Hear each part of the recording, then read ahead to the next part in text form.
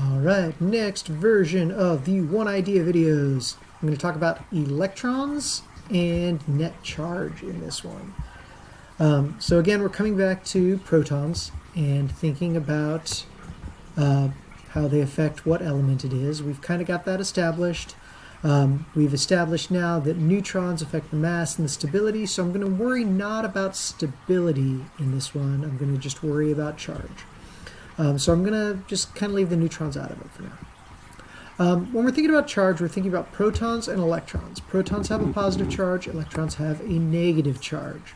So if I have the same number of protons and electrons in an atom, then my net charge is going to be 0 because it's evenly balanced. It's neutral, like we talked about first semester. If I have more protons, then it's going to be positive. And so this one is +1 because I have one more proton than I have electron. If I have more electrons, then it's going to be negative. Now this one is -2 because I have 2 more electrons than I have protons. So I've got 2 protons, 4 electrons.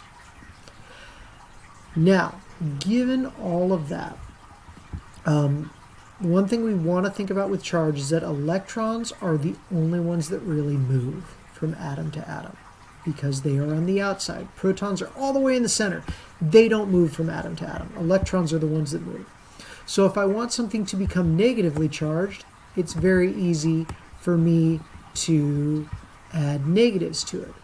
But if I really want an atom that I've formed to become positively charged, what I need to do is take electrons away from it until it becomes positively charged.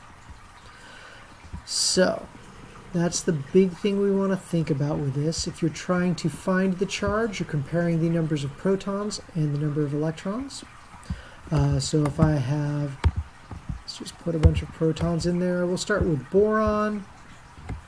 And so if I start with boron like this, then it has a +3 charge because it's got 5 protons minus 2 electrons, which leaves me with 3 positives left over. If I want to have a different thing, so say maybe nitrogen, or let's do oxygen, and I'm just going to add a bunch of electrons to that. Boom, boom, boom, boom, boom, boom, boom, boom. All right, so this oxygen has a -2 charge because I've got 8 protons and 10 electrons. 8 minus 10 gives me -2. So that's how I can find the charge. If I want to find the number of electrons and protons and I have the charge, I can figure that out. I should always know the number of protons based on what element it is. So if I ask to find, oh, what is carbon with a +4 charge?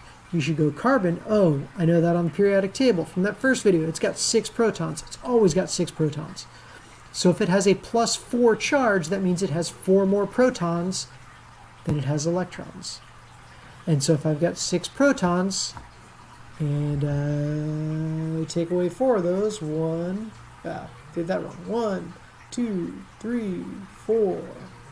And I've got 2 electrons left. That's what we're thinking about for that. And that's about all I've got to say. Again, trying to keep these short, so 4 minutes. Here you go.